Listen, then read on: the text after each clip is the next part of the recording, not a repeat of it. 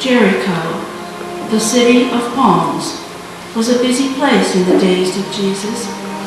Its famous, life-giving springs made it an oasis in the midst of a desolate plain.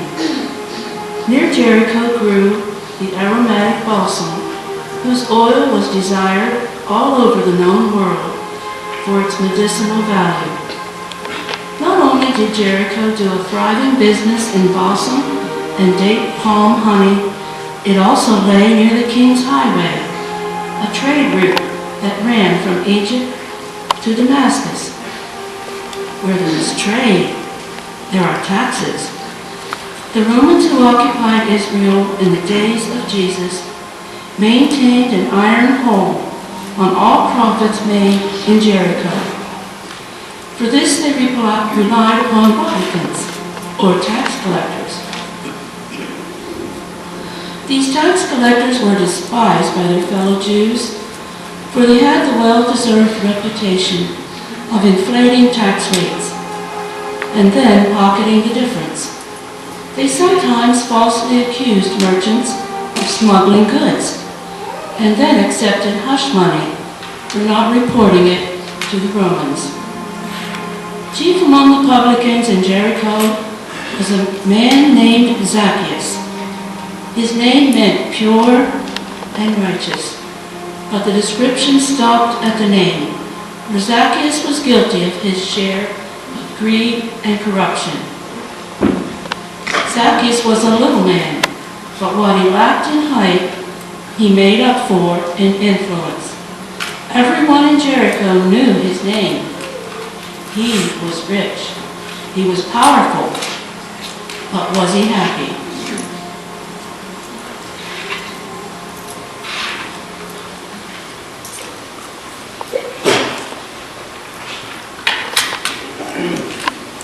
This is the final reckoning for my district for the month past. You have done well. The master will be pleased. It would not bode well for us if he felt otherwise, would it? No one wants to find himself on the wrong side of the master. Here is your commission. The master thanks you for your service. And I thank him for allowing me to serve. Though I'm hated by my neighbors, I'm able to provide a good living for my family. I care not what my neighbors think of me. The way I see it, the Romans are here to stay. We have no choice but to pay customs and taxes to them. They're not going to collect. They leave that dirty job to others. Someone may as well benefit. Why not Zacchaeus? And why not we through his employ?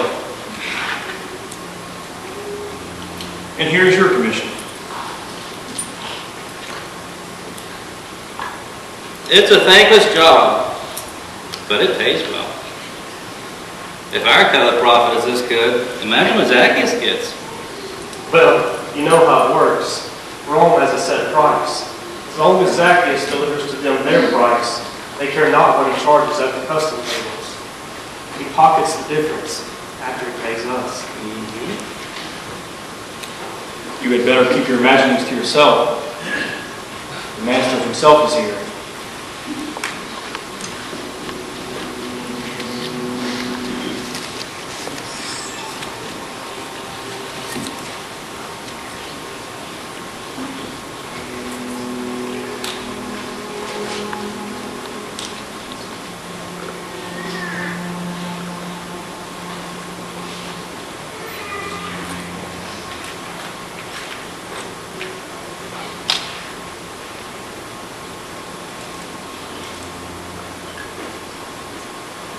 How go the collections? They go well, sir. Of course, there's the usual grumbling of the rate increases, but everyone pays. What choice do they have? Indeed, I chose long ago to work with my enemy rather than against him. The benefits of my choice are plain to be seen. So what if I am hated by my fellow Jews? They cannot reach me here. My family is safe within the walls of my estate. The Romans provide me with a guard whenever I walk the streets of Jericho. You, on the other hand, must remember my advice and watch your step. I cannot afford to have you robbed, can I? Sir, we value your advice. We never travel alone, but always in the company of another one of your agents. You are dismissed then. I will expect you again at next month's accounting.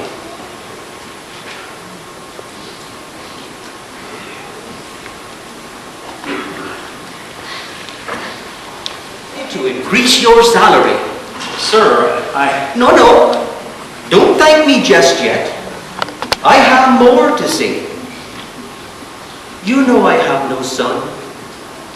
Although I longed for one, it was not to be. I love my daughter, and I have given her anything her heart desires. Thanks to the wealth I have amassed, she will marry well one day and take a large dowry with her. But I cannot leave my business to her. She could never manage it. You are like a son to me, Ezra. You are shrewd and intelligent. You understand the business world. All of this could be yours one day. I will introduce you to my Roman contacts. I will let you accompany me to negotiations. You will learn to think as I think, bargain as I bargain, and to show no mercy. That is the key. Show no mercy. Every man has a sorrow tale. If you listen to all of those sorrow tales, you will become soft, and you will make exceptions. Soon you will owe room rather than room owing you. I did not become wealthy by showing mercy, by becoming soft. Here I am strong. My heart is like a rock. Can you be as strong as a rock? Can you remain unmoved by tales of misfortune?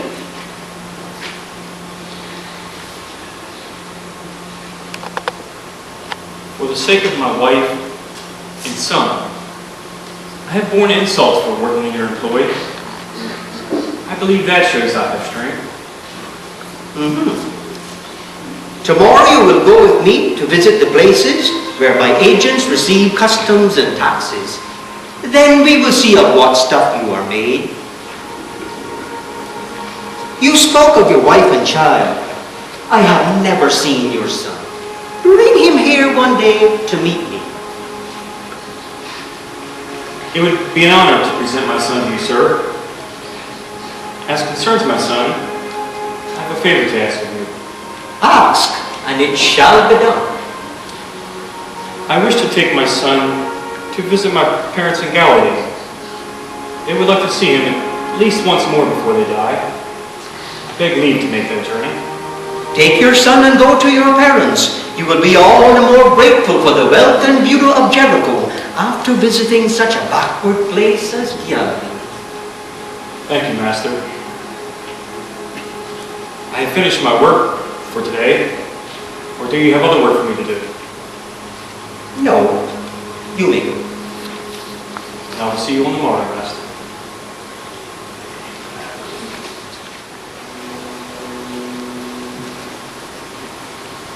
Master, it is so satisfying to be called Master. There is no greater feeling. Master.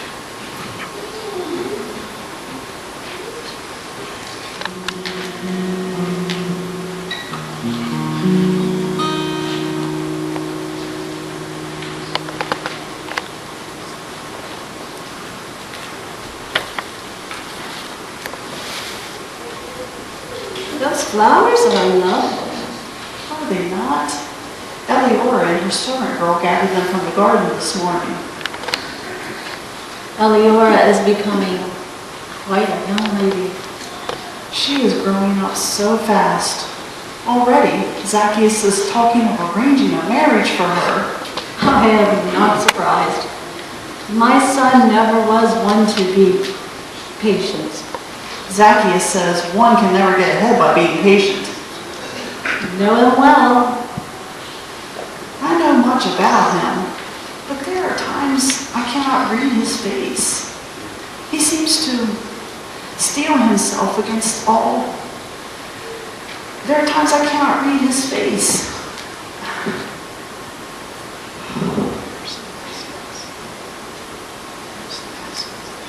There are some aspects of Zacchaeus that he keeps hidden, even from me. He treats me well. He adores Eliora. He has nothing but respect for you, his mother. But there are times I cannot read his face. He seems to steel himself against all tender feeling, as though to show compassion would be weakness. He is a driven man who has very little patience, even with himself. When he was a young boy, he was troubled by his short stature. "When will I grow tall, Mother?" he often asked. Every day he measured himself against a mark on the wall, impatient to see the growth his playmates were showing.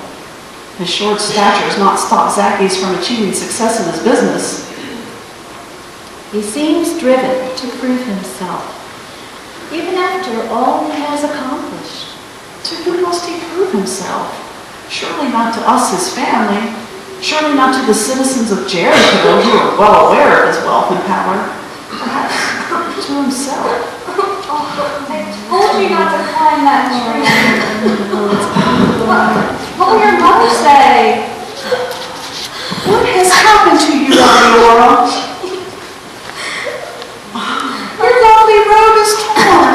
Look at your hair. I was bleeding. Deborah, go get water and clean cloth for bandages. You have scratches all over your arms and legs. What happened? Just wanted to see. See what? I wanted to see over the wall. See over the wall? Why did you need to see over the wall? I wanted to see other people and other places. I wanted to see what other children were doing. Maybe talk to them. You have Deborah. You can talk to her. I know, Mother. When I look over the wall, I see children playing, and they have much fun together. Eliora, you are a great big girl, almost 13 years old. You are nearly a young lady. You should not be climbing trees and watching children play. Before too many years have passed, you will become mistress of your own home. You should be practicing the skills you will need to manage a household. I will speak to your grandmother about teaching you more needlework stitches. That will keep you occupied. And no more climbing trees. No more climbing trees? Who has been climbing trees? What has happened here, Eliora? Were you indeed climbing trees? Is it not your duty to protect your young mistress? She could have been badly hurt. I did not do my duty, sir. I did not stop my mistress from climbing a tree. It was not Deborah's fault, Father. She told me not to do it. Indeed, she tried to hold me back, but I commanded her to let go of it. Why would you want to climb a tree? For the same reason you wanted to climb trees when you were a boy, Zacchaeus. Did you climb trees when you were young, Father? Mother, that was long, long ago. I have long since climbed my last tree. But why did you climb trees, Father? Did you not want to see far and wide? Did you not want to see everything there is in the world? No one can see everything in the world, Eliora. But so much can be seen from high up in a tree. I love the feeling of looking down on the world from way up high. It makes me feel clever and powerful. Clever and powerful. Yes. When I climbed trees as a boy, I felt far more clever and powerful than when I stood on the ground. I could look down on those who often looked down on me because of my short stature. But now, I no longer need to climb up to look down on my fellow citizens. Indeed, they bow to me now because I am clever and powerful. far more clever and powerful than they. It is my cleverness that has brought me wealth, and it is my wealth that has brought me power. As I said to you before, I have climbed my last tree. Come, Deborah. You and I need to find more clothes for Eleora. Perhaps these can be mended. I do not know. If the robe is beyond repair, perhaps I can make it with my new sister at home. You may take it and welcome, if my husband does not mind. Why should I mind? I do not want my daughter to wear an amended robe. I am surprised you even consider it. But no, give it to one of the beggars that sits at my gate. Last time you gave them something, their number increased tenfold. I could scarcely get through the road to meet the mist to reach their road. Such a whining and crying and begging. Never again. Never again give them anything.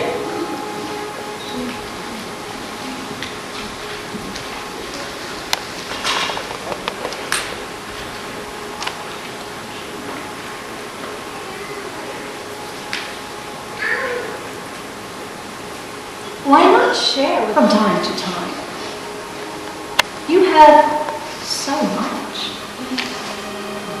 Have you any idea of the chaos that would create?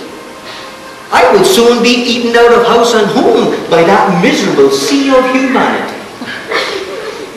But would it not make you a happier man to share with others less fortunate? What makes you think I am not already a happy man? You seem to have all you will ever need or want. And yet I see in your eyes sometimes a craving for more. I know not of what you speak. Forget it, my son, forget it. Perhaps I am only an old and foolish woman. You, mother, are not a foolish woman. It is true that I am not completely contented with my life. Of a truth, my mind is always busy, thinking of ways to increase the fortune I have gathered, and of ways to increase my wealth. That is only natural for a man in my position. For once, think of yourself as human, separate and apart from your wealth and your business of collecting taxes for the Romans. But a tax collector is who I am, mother, and my whole family reaps the benefits. I am not ungrateful for your care of me, my son. But with the same intensity, you long for wealth and power. With that very intensity, I long for your happiness. My life A is sense happy. of restlessness within you that all the gold in Jericho, nay, not all the gold in Israel, would satisfy. My life is happy enough, mother. You would be content to spend the rest of your days as you do now, collecting taxes for the hated Romans, living in isolation from the neighbors who despise you, so that in the end you will be remembered as who? I am not an old man. There will be plenty of time to think of these things when I have turned my business over to Ezra, and I can take my rest in the shade of my courtyard. And then that fine young man Ezra will become another money-driven fortune seeker. His family will live in lonely splendor, just as your own family does now.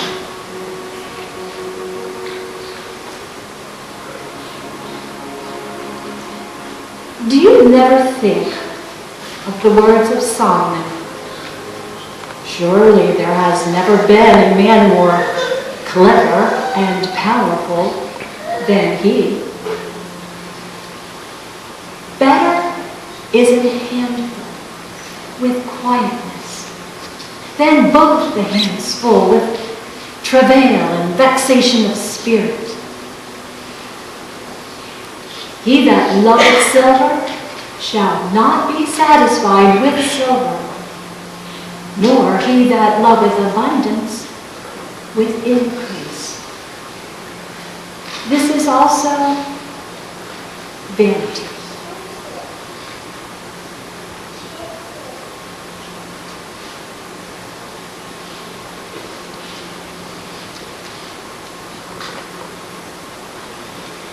Your words trouble me, Mother.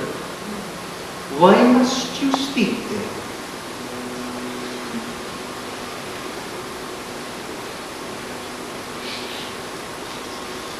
Perhaps because I have thought much about your father in recent days. Though he worked hard, he earned little, yet never have I known a happier man. I wish for you that happiness, my son.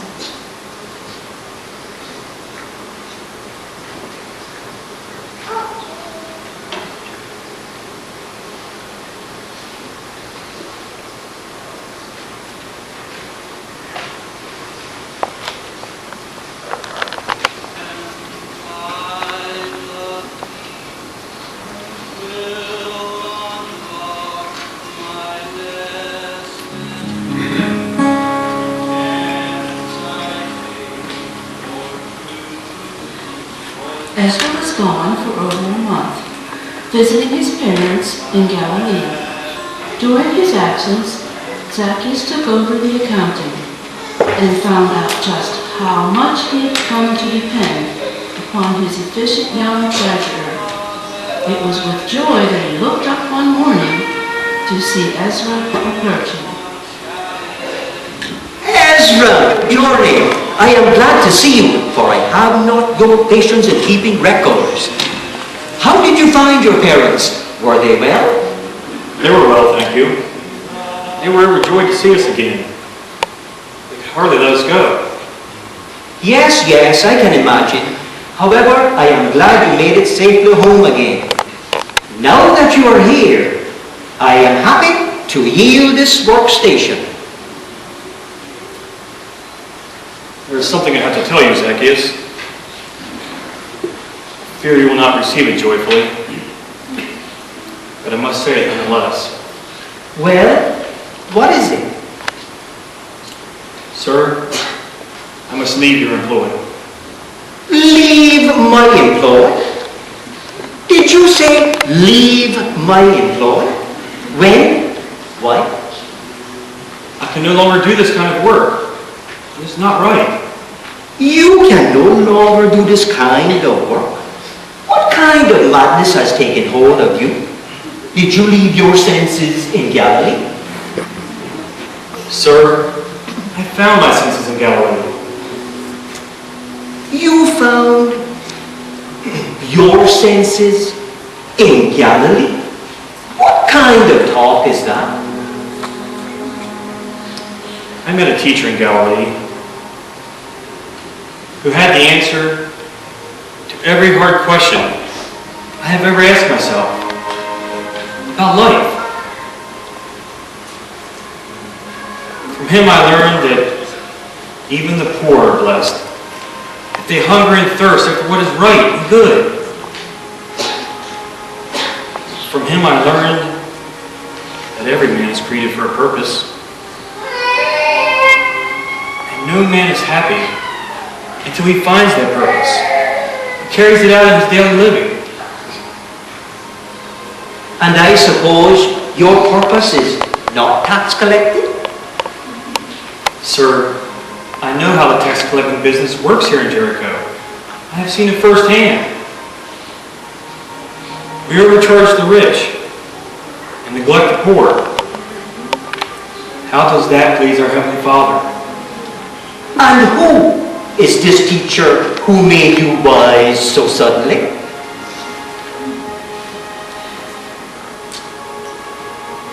His name is Jesus.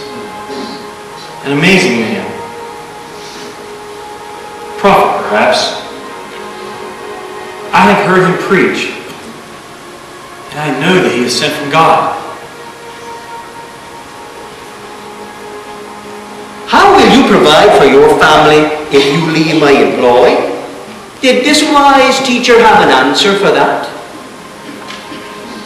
Yes? Yes, he did.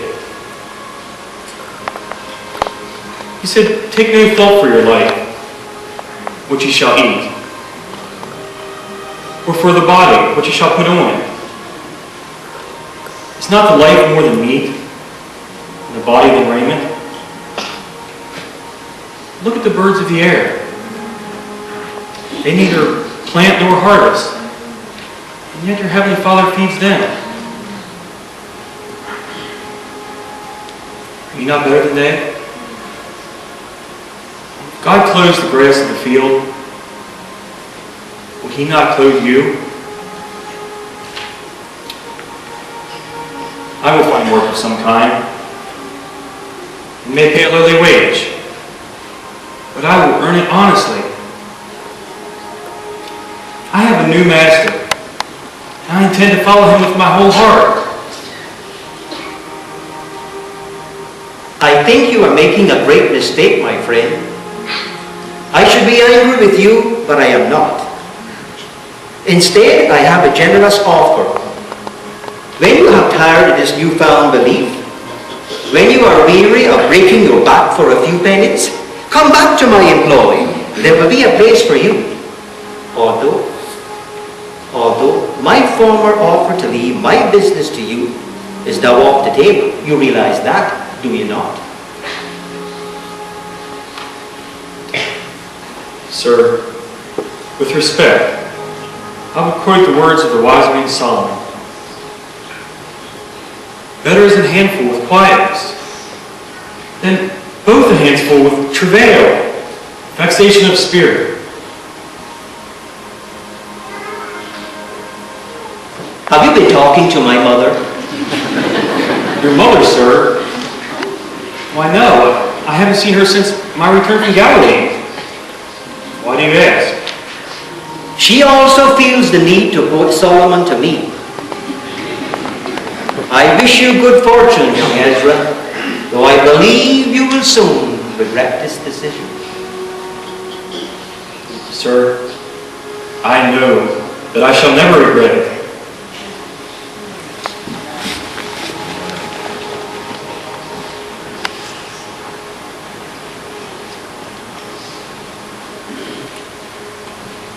He who is now penniless professes that he has never been happier in his life, while I, who have more than heart can wish, am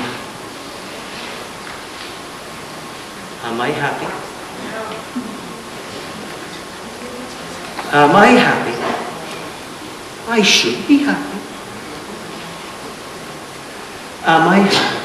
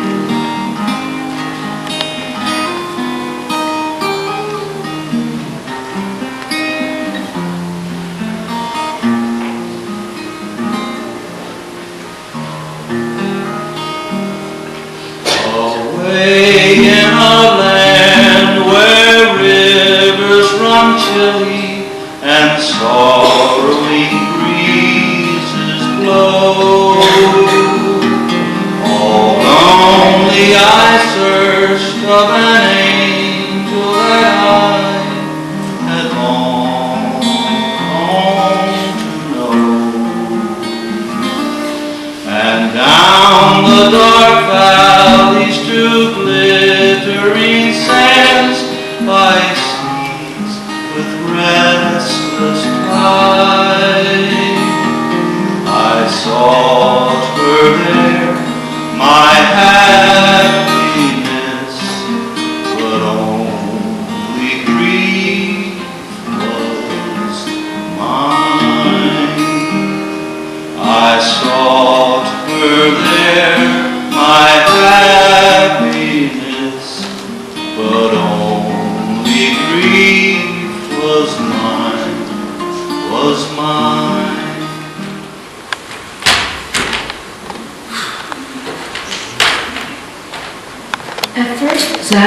expected daily to look up and see Ezra standing before him, humbly begging to be given his old job again. As the days turned into weeks, however, Zacchaeus realized it would take longer than he had expected for Ezra to see the error of his decision. Finally, Zacchaeus hired what would become only the first in a procession of treasurers. None of them were satisfactory. None were the equal of Ezra, the young man who left Zacchaeus' employ to earn an honest living. By the time a year had passed, Zacchaeus had resigned himself to keeping his own records.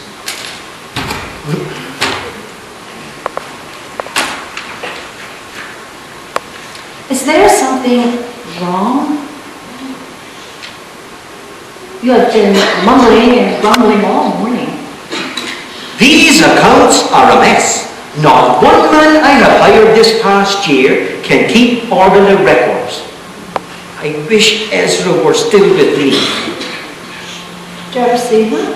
Who? Ezra? I have seen him once or twice. He found work in the balsam orchard, he said. It is hard work and pays but little.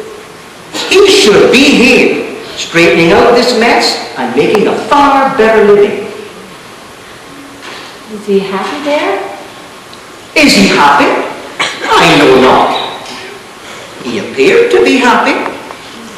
Why do you ask? What does it matter to you whether or not he is happy? I only wondered if he was happy with his new job. He should have been back by now. I expected him to come back and beg for his old job. And I would have given it to him too. But he is happy with life. Though he is poor, he has happiness. He is probably happier than you are. At least, he bears no guilt for the life that he lives. No guilt? What do you mean by that? My son, you cannot pretend not to know what I meant. Why are you so despised by the people of this city? They are jealous of my wealth. Perhaps.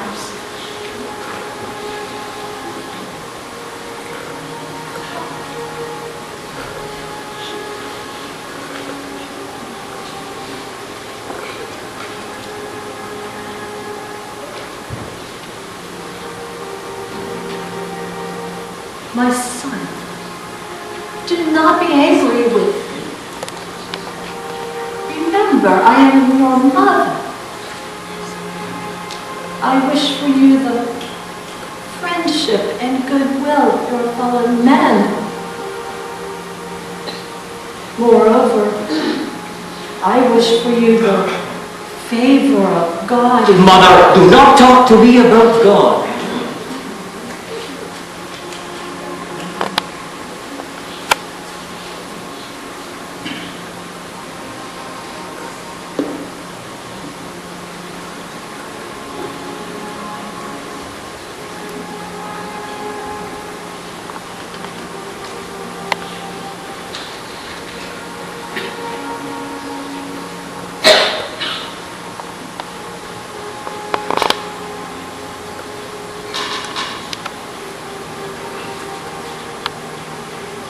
Of all people, here comes Ezra now. Perhaps he does wish himself back. Welcome, my friend. I knew this day would come.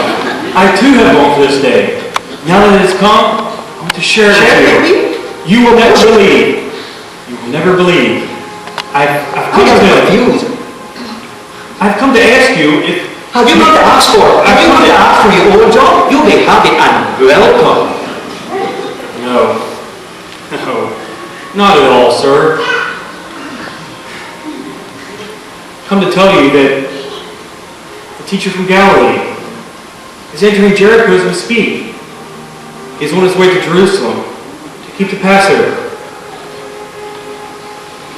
How I've longed to see him and to hear him again. Come with me, sir. Come and hear him for yourself. You came here to ask me to go and hear a wandering preacher. You thought that I, Zacchaeus, would want to chase through the rabble to hear what a Galilean had to say? You know I never stepped foot in the city without a guard, and there is no time to arrange for that now. You will not need a guard today. No one will notice you. You have no idea how the crowds throng about Jesus when he enters a place. You have no need of fear. All eyes will be on him. I am not accustomed to begging for an audience with any man. Begging for an audience? Sir, you do not understand. We will be fortunate to get close enough to speak with him.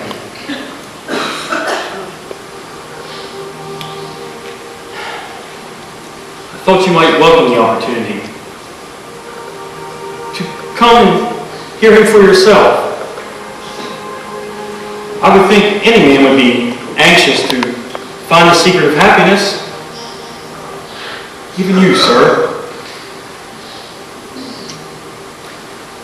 Perhaps I was mistaken. But if I stay here talking, I too will miss seeing him again. And that is unthinkable.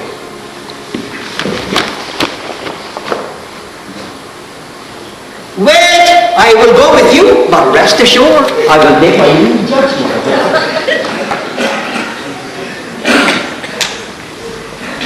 Was that Ezra's voice I heard? I hope he came to ask for his old job. Zacchaeus has been so cross about the record keeping. It was Ezra's voice you heard, but he did not come to ask for his old job again. Instead, he and Zacchaeus have gone to see Jesus, the teacher from Galilee. He is passing through Jericho on his way to Jerusalem. Zacchaeus is going into the city without a guard? Mother, that is not safe. We must send one of the servants with him at least. Ezra is with him. He said there is no need to fear that Zacchaeus will be mobbed. The crowd is much too interested in the teacher, Jesus, to pay any attention to Zacchaeus. That will be a new experience for Zacchaeus, not to be noticed. I am surprised that he went, even with Ezra. I think he is curious about the teacher's words. They must be powerful indeed to have changed Ezra's life as they did. I wish I could hear him for myself. There is no chance of that. We are practically prisoners here. We are prisoners to ill-gotten wealth and all the dangers that accompany it. I have never heard you say such a thing before. It is often in my thoughts, especially when I see how unhappy Eliora is. What purpose does she see in our lives? With whom do we share anything? For whom do we care but ourselves? It is a bleak existence, I tell you, although I dare not say so to Zacchaeus. Perhaps Zacchaeus shares her feelings. There is a deep unhappiness in him to which he will not admit. No one really knows Zacchaeus. Not even I, his mother. I have tried to talk with him about it, and he shuts me out. Perhaps he does not know himself. Only God can look within a man's heart and know what is there. Only God can do that.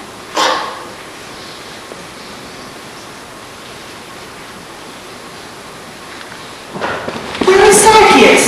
What has happened? Why is Zacchaeus safe? Why is he not with you?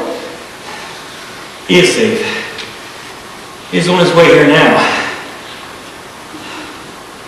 But he sent me ahead with an earnest message. He said that you must tell his servants to begin at once to prepare a feast. A feast? The teacher from Galilee is coming home with Zacchaeus as his guest. What? The teacher from Galilee is coming here? I thought there was only a small chance Zacchaeus would even be able to see this teacher. Small chance is right. When we entered the main street, we ran into the largest crowd we have ever seen. Jesus had not yet appeared. Zacchaeus is a determined man, quick to size up a situation. "We will never see anything in this crowd," he said to me. "But look, here's a tree that overhangs the street." Well, Jesus and his followers passed right beneath it. "Quick, help me out." Oh, surely he did not mean. Did he? Did Zacchaeus climb the tree? He scrambled right up into the branches as though he were a young lad. Father climbed the tree. Zacchaeus climbed the tree. He said he climbed his last tree. So then what happened? What happened next was amazing. When Jesus had come as far as the tree where Zacchaeus was, he stopped right there, right underneath the tree Zacchaeus was in. And he looked up. Had he seen Zacchaeus go up there? No, there is no way he could have seen Zacchaeus climb the tree. I tell you, he climbed it long before Jesus even appeared. Then how did he know Zacchaeus was up there? There's nothing that escapes his knowledge. Surely he's a man sent from God. Go on. Jesus looked up into the tree and then what?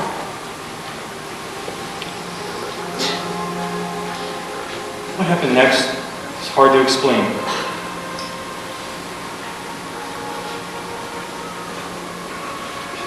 Their eyes locked. I know no other way to describe it. The crowd became quiet, so they sensed something unusual was about to occur. I have never seen a look on any man's face as I saw on the face of Zacchaeus. It was as though his heart spoke through his eyes.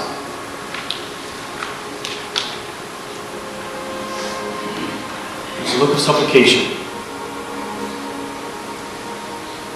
as though he begged to be understood. Finally, Jesus opened his mouth and called to Zacchaeus. Called to him? He called him by name. He called him by name? How did he know his name? I tell you, there is nothing that escapes his knowledge. Surely he is a man sent from God. What did he say to Zacchaeus? Zacchaeus, he said, "Come down from me." What did Zacchaeus say? Zacchaeus didn't say anything. He didn't move. But he began to smile. What a smile it was. It was as though a candle had been lit inside of Zacchaeus, and the glow of its flame shone through his eyes.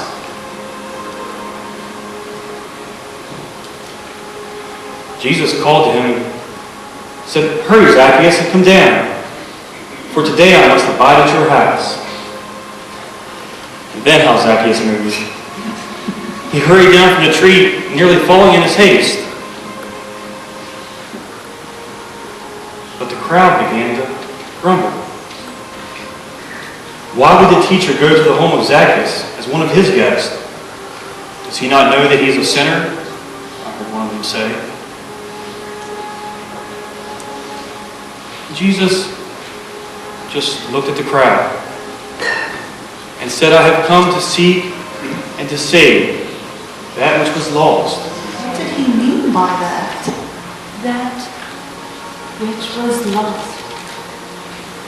He must admit, Zacchaeus, my son, lost and unhappy in an endless search for power and recognition.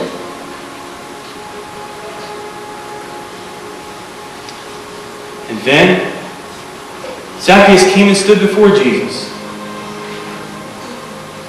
"Lord," he said. He called him Lord? "Lord." He said, "I will give half of all my riches to the poor." Half of all his riches? Zacchaeus said that?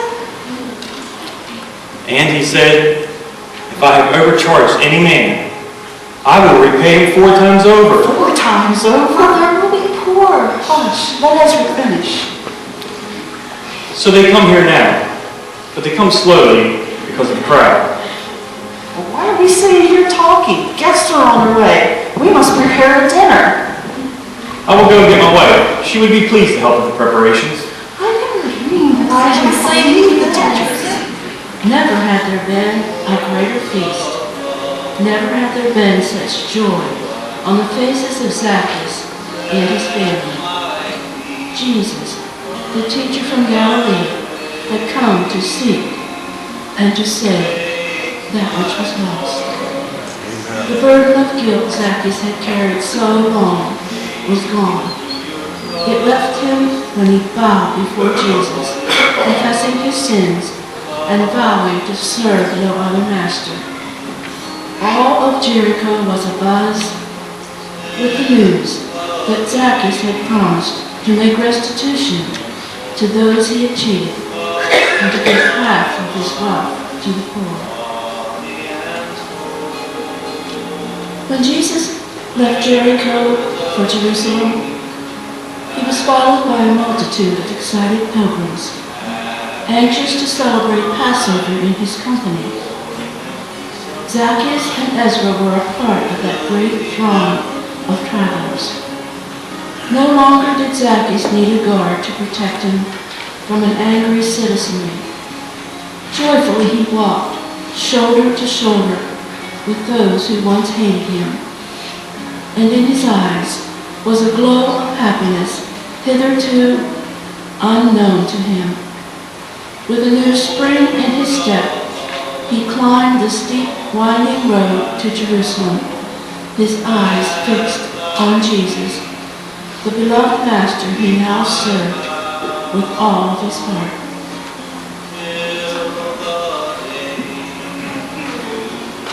To Jerusalem with high spirits and a joyful countenance. He returned to Jericho, however, with a heart full of grief. Something terrible had happened in Jerusalem. The young teacher from Galilee, Jesus of Nazareth, had been arrested by the temple guard. Jewish leaders, angry with Jesus for exposing their sinful, hypocritical ways, had persuaded the Roman governor Pilate to have him put to death. Zacchaeus and Ezra were there. They heard the angry mob, whipped into a frenzy by the lying accusations of his enemies, call for Jesus' crucifixion. They followed helplessly as Jesus, his back bruised and bleeding with merciless beatings, was led to a place called Golgotha. Through the tears that filled their eyes, they watched as Jesus was nailed to a cross and lifted up to hang in misery, suspended between earth and heaven. They heard his last words, "It is finished. Father, into thy hands I commend my spirit."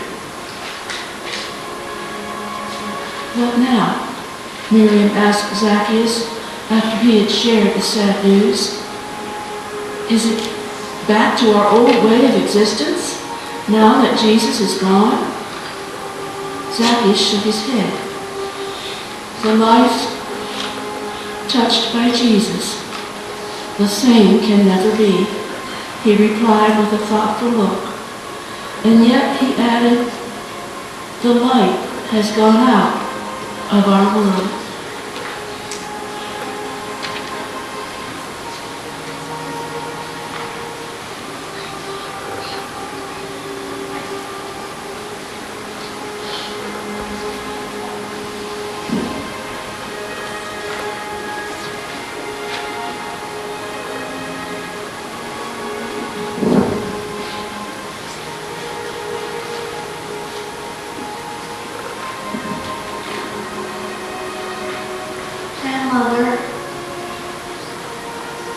happened to the teacher from Galilee?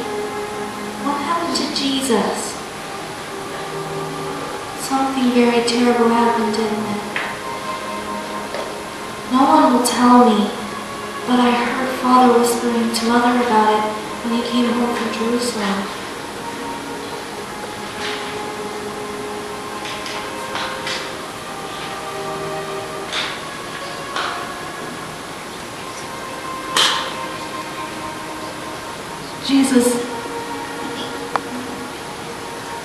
Jesus died in Jerusalem, honey. He died. I was afraid you would say that. But why, Grandmother? What happened to him? He was arrested and put to death. But why? What crime had he done? He could not have done any crime. Not that wonderful man who visited our home just a few short days ago and brought us all such great happiness.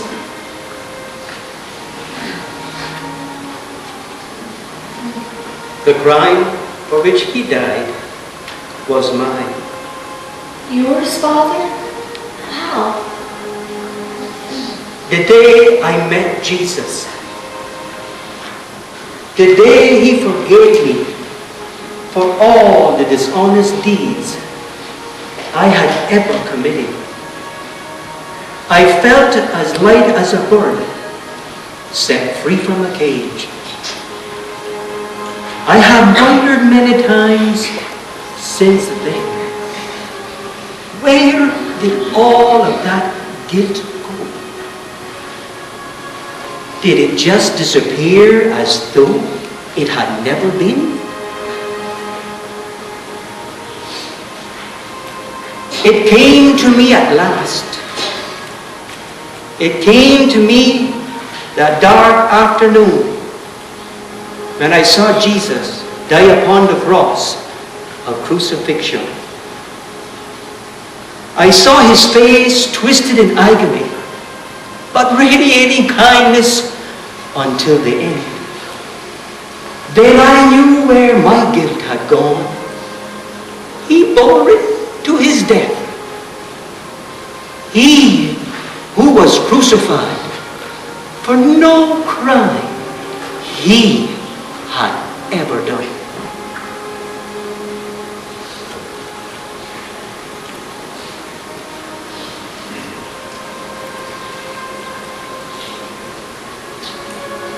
Yes, my daughter, I am sad, but this determination I have made. My life shall be a memorial unto him. Though he walks not in Jericho, nor upon this earth, he shall look down from heaven upon a man who is true and kind and just in all of his dealings. This I shall do for him, for all he has done for me. Amen.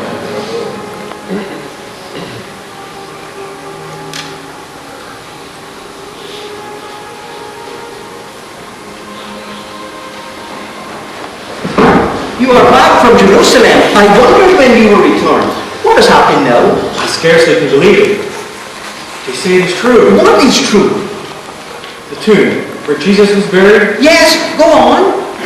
It was found to be empty 3 days after his burial. Empty? How could it be empty? Oh no, did someone steal the body? That is what I ask. But disciples of Jesus... Why do you keep looking around as though you are afraid someone will hear you? What I'm about to say could have me arrested if the wrong ear should hear it. Have you arrested? Why? The disciples of Jesus claim to have seen him. Seen him? You mean they have seen him alive? They have seen him alive. How could such a thing be? How How I wish it were true. Do you believe it?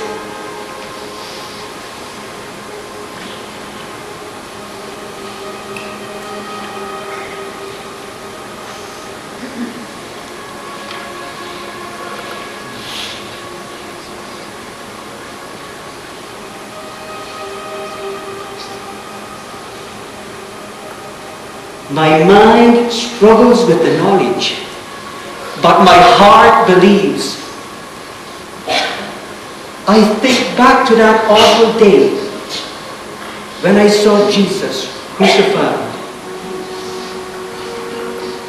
Just after he died, the sky grew dark as night, and the earth shook. I heard a Roman soldier say, "Truly, this man was the Son of God." I remember thinking to myself at that moment, it is true, he was more than a prophet. He stood here, in this very place, and he performed a miracle. He took my stony heart and made it a heart of flesh. Is it any greater wonder for him to rise from death? My friend, we shall return to Jerusalem, you and I. We shall learn more of this amazing thing that has come to pass. The light has not gone out of the world. It is here to stay. Yeah. When can you be ready to leave for Jerusalem? I will be ready as soon as I can find someone to care for my family. They can stay here. We have plenty of room. Eliora will be glad for the company. Do you think any of us will see Jesus again? Jesus came to seek and to save that which was lost. He walked this earth for 33 short years, healing the sick and giving sight to the blind. More importantly, he took upon himself the guilt of all our sins when he died on Calvary. Not just the sins of Zacchaeus, but your sins and mine as well. Today, you must decide what you will do with that knowledge. If your mind struggles with it, then let your heart believe. Is your life unhappy? Do you feel lost and alone? Jesus is looking for you. Just as he saw Zacchaeus in the tree, he sees you wherever you are. He sees into your heart. He knows you as no one else ever will. Hurry and come down from there, he says to you. Come down from that lonely hiding place and give your life to me. I will teach you the secret of happiness. I will be a friend to you, a friend you can count on for life, for eternity.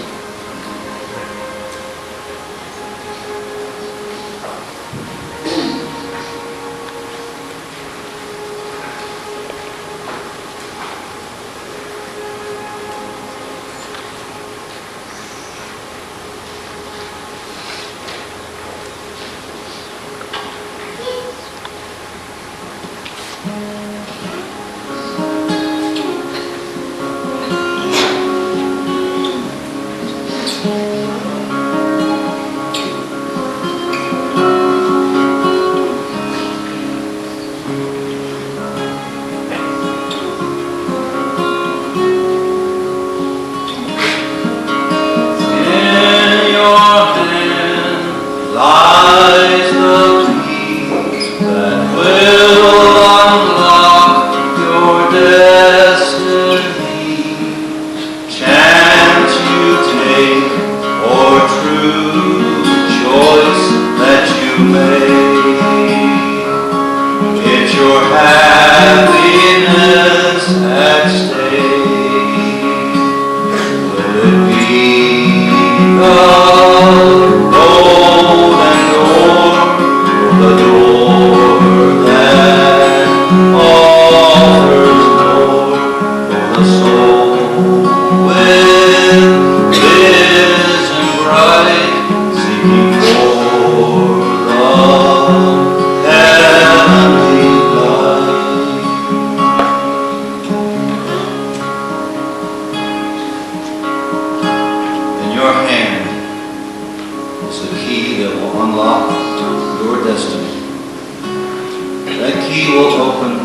different, separate doors. Some of you, as did all of us at one time, have already chosen that golden door that opens only to this world and its fleeting pleasures. The good news this evening is that you still have that key, and that lowly door can still be opened by you. Jesus said, I am the door. By me, if any man enter in, he shall be saved. He also said, I have come that you might have life, and that you might have it more abundantly. He not only gives us life, he gives us a life of happiness. That is what Zacchaeus found, and you too can find it, if only you will open that door that leads to eternal life. But again, it's your choice. My key will not work for you. You must open the door yourself.